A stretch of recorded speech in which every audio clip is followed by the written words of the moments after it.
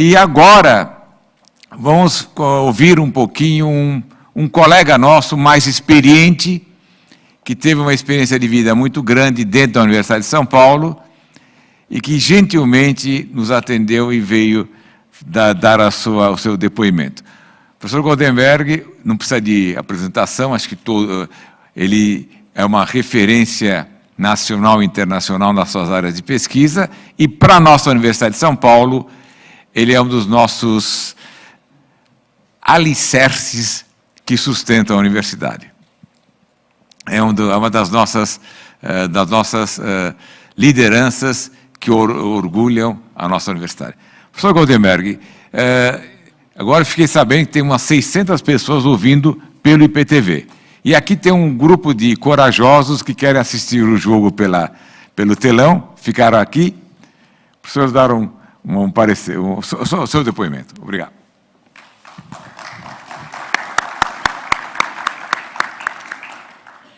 Olha, meus amigos, o professor Vahan me convidou para fazer um depoimento aqui para os docentes mais jovens que ingressaram na universidade desde o ano 2000, pelo que eu entendi, não é?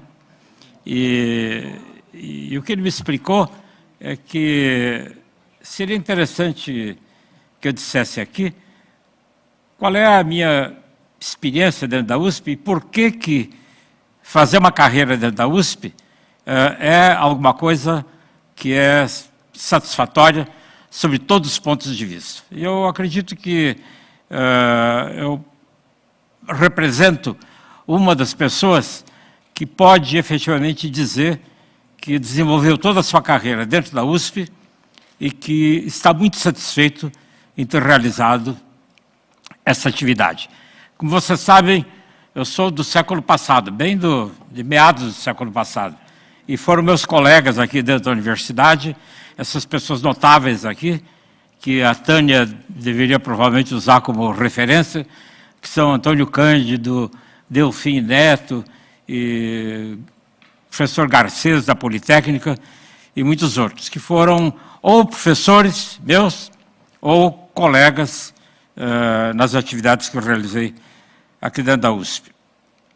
E o que eu, digamos, aprendi ao longo desses 50, 60 anos, é o seguinte, que a Universidade de São Paulo é uma das boas universidades do mundo. Ponto final. É simplesmente isso. Qualquer um de vocês, e há muitos de vocês que fizeram estágios no exterior e que foram a Harvard, Universidade de Paris, Universidade da Califórnia, Universidade de Tóquio, Princeton, e por aí afora, vocês podem fazer a sua própria avaliação. Há uma mania corrente atualmente, que é olhar os indicadores, né, do Times Higher Education, ou da Folha de São Paulo e por aí afora, mas a avaliação que eu acho que é a mais realista é aquela que nós, docentes e pesquisadores mais experientes, tiveram na sua própria vida. E o que é que a Universidade de São Paulo é uma boa universidade. Qualquer que seja a maneira de medir a qualidade da universidade, coloca ela entre o 1% das melhores universidades que tem no mundo. 1 ou 2% das melhores universidades que tem no mundo. As pessoas não se dão conta de que existem 10 mil universidades no mundo. De modo que qualquer dessas métricas, e são muito ruins essas métricas, né, porque elas dependem do que se mede, não é mesmo? Elas colocam a universidade entre os primeiros 1 ou 2%. Por quê isso? Porque a Universidade de São Paulo, ela tem características muito interessantes. Ela é muito grande, o que poderia ser considerado um defeito, mas sendo muito grande, ela cobre todas as áreas. E um dos problemas que nós enfrentamos na universidade, ao longo dos últimos 50 anos, é que ela passou de uma extrema compartimentalização para uma universidade menos compartimentalizada. Vocês provavelmente, que são mais moços, não notam isso, né? Mas na época que eu era aluno, há mais de 50 anos atrás, não é mesmo? Quem estudava física e ponto final. E não via ninguém, a não ser colegas que também estavam estudando física. E a mesma coisa para as outras, sobretudo nessas faculdades, essas escolas mais tradicionais, como a Faculdade de Direito e Faculdade de Medicina, não havia a mínima interação entre essas unidades. E agora tem bastante, talvez deveria haver até mais, mas ela é significante. Mais ainda, as pessoas que vieram para a Universidade de São Paulo e já passaram pelos bancos da Universidade de São Paulo, 300 mil pessoas. Esse é um argumento que, inclusive, tem sido usado em debates fora da USP, né? É perguntar, afinal, o que a USP devolve à sociedade, né? Depois das quantidades enormes de dinheiro que o governo coloca aqui.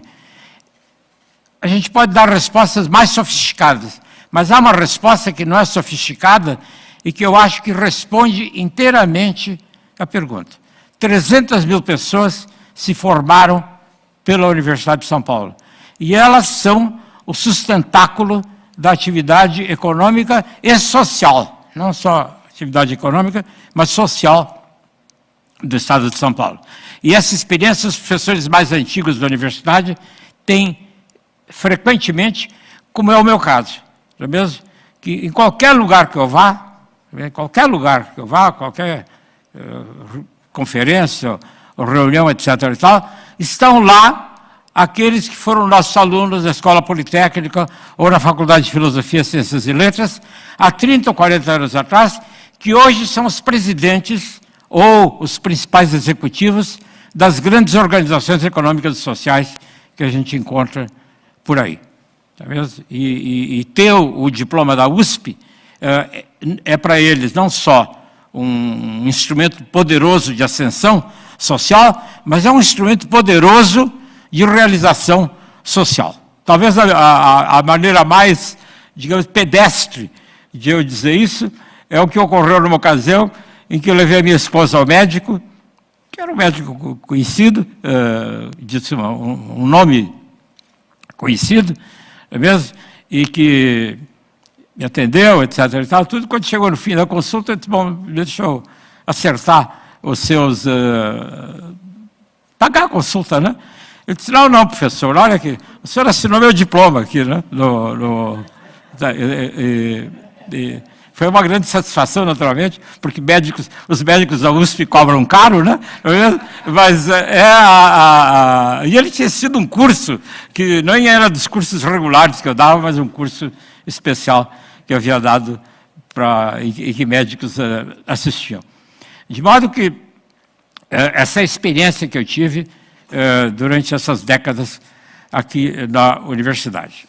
Eu queria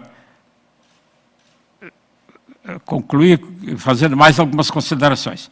O que a Universidade de São Paulo dá para as pessoas que vêm para ela dá as condições para que elas possam desempenhar o seu papel numa carreira adequadamente. Eu acho que esse é o ponto principal e que as pessoas precisam reconhecer. É claro que há dificuldades de um tipo ou do outro, e agora as pessoas falam em dificuldades. Aqueles de nós que estavam aqui há 30 ou 40 anos atrás, enfrentávamos dificuldades muito maiores, porque agora, pelo menos, a universidade tem verbas que são fixadas anualmente sem sobressaltos contínuos. Quer dizer, os reitores antigamente tinham uma tendência a se tornarem neuróticos rapidamente, né? Porque não havia nenhuma segurança, não é mesmo, acerca de recursos que vinham à universidade. Era um processo contínuo de negociação com o governo, com a Assembleia Legislativa, com o governo federal. Ao passo que agora a universidade tem recursos assegurados, desde 1988, o que permite um planejamento. Não é mesmo? Você pode dizer, bom, mas planejamento às vezes dá errado. Esse é um problema interno da universidade. De fato, houve períodos em que o planejamento foi inadequado aqui dentro da universidade, e aí não dá para pôr a culpa no governo.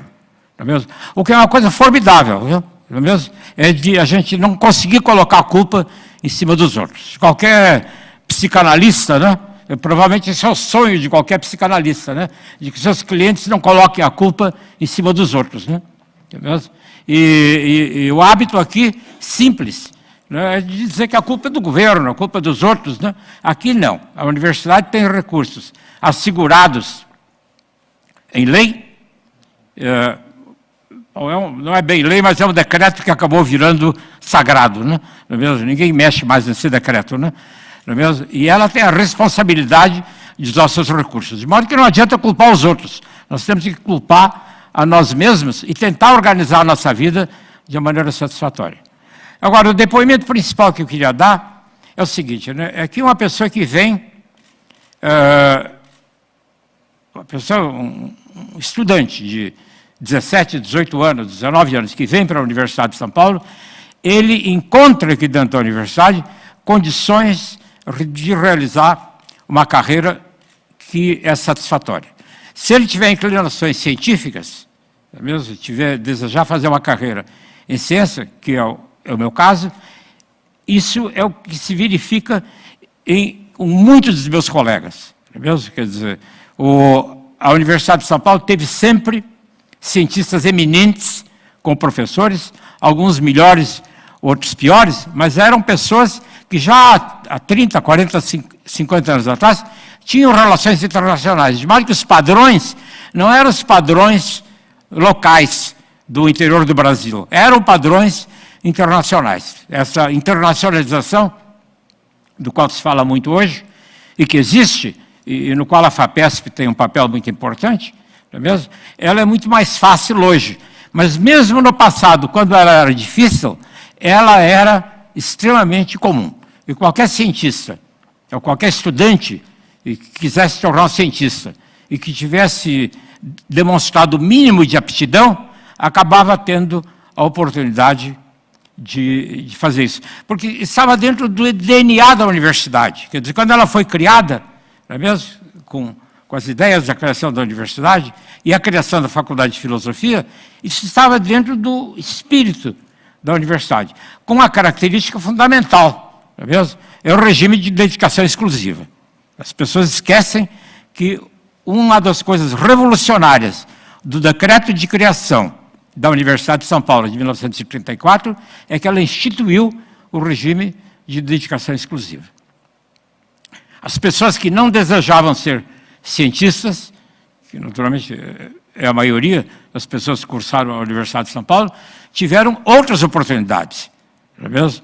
E agora, atualmente, os médicos, os engenheiros, os professores da Faculdade de Direito são as pessoas que estudaram nas escolas profissionais, naturalmente tinham as oportunidades de trabalhar na sociedade ou no governo, alguns deles. E sempre o título da Universidade de São Paulo foi um fator que pesava de uma maneira significativa.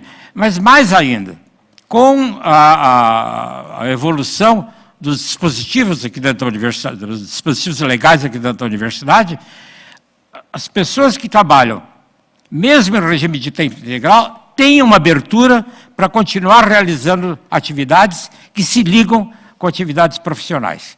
É claro que a isonomia de salários dentro da Universidade de São Paulo, ela é considerada um obstáculo para muitas coisas. Para os jovens, não, né? Os jovens acham a isonomia ótima, né? Porque garante uma certa base. Naturalmente, quando a pessoa progride mais na carreira, a isonomia acaba se tornando um pouco problemática, inclusive porque ela não distingue muito a qualidade dos docentes. Eu, como chefe de departamento, eu sempre sonhava com algum mecanismo, né? O chefe de departamento no Instituto de Física, ou diretor do Instituto de Física, eu sempre sonhava com um mecanismo que me permitisse premiar os mais, não é produtivos, a palavra produtividade é uma palavra que as pessoas não gostam, não é os produtivos, não, é os melhores. Não é mesmo? Em atividade científica, há melhores e há piores. Né? Não adianta usar critérios de justiça social. Né? Aí, realmente, são as características das pessoas que os tornam uns melhores que outros. Isso não tem na Universidade de São Paulo, não é mesmo? Não tem nenhuma universidade brasileira, é um problema sério. Tem nas universidades particulares, mas as universidades particulares, nenhuma no Brasil, tem as condições laboratoriais, as condições de pesquisa que tem dentro da Universidade de São Paulo. E de modo que não há a menor dúvida que uma pessoa que venha para a Universidade de São Paulo e que comece uma carreira como auxiliar de ensino, assistente, ele tem um horizonte pela frente dentro da Universidade de São Paulo e ele tem um horizonte de trabalho em cooperação internacional. É muito raro encontrar alguém aqui dentro da Universidade de São Paulo, sobretudo com os mecanismos que a FAPESP tem, que não tenha feito um pós-doutorado no exterior, ou um desses projetos sanduíche, e que conheça o mundo. Conhecer o mundo é muito importante, evidentemente, não é mesmo? Não só para ver o que os outros estão fazendo e verificar onde está a fronteira da ciência, mas verificar onde nós estamos na fronteira da ciência. A fronteira da ciência não está lá fora, não, toda. Parte da fronteira está aqui. Isso qualquer cientista sabe, em qualquer área, não é mesmo? Ele sabe disso mesmo. Mas é claro que é bom ele saber o que os outros estão fazendo e ver o que está acontecendo, inclusive para se inspirar nas ideias dos outros, não é mesmo? Ou identificar localmente áreas de pesquisa que elas acabam não sendo desenvolvidas lá fora. Quer dizer, há coisas, naturalmente, que todos conhecem, está nos relatórios da USP, mas há certas coisas que a gente deve repetir frequentemente. Hipertensão, como você sabe, não é a minha área, evidentemente, mas hipertensão, como você sabe, é uma das doenças mais comuns que existem na humanidade.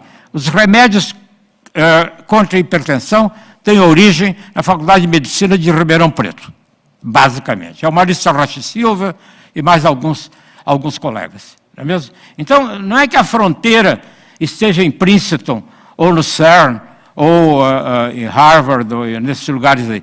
Ela está lá também, mas aqui nós somos um pedaço da fronteira também. E as pessoas precisam aproveitar essas magníficas oportunidades que a universidade dá para fazer uso delas. De modo que, concluindo, eu acho que nós conseguimos, dentro da Universidade de São Paulo, que já completou 80 anos, um pouquinho mais de 80 anos, nós conseguimos, na Universidade de São Paulo, criar uma instituição que é permanente, o que não é uma coisa simples aqui no Brasil, não é mesmo? E que melhorou consideravelmente em relação ao passado. Ela ainda tem problemas? Tem, e naturalmente nós precisamos trabalhar para melhorar e resolver esses problemas. Mas os docentes que entram aqui têm perspectivas boas pela frente. Essa é a mensagem que eu queria deixar com vocês. Obrigado.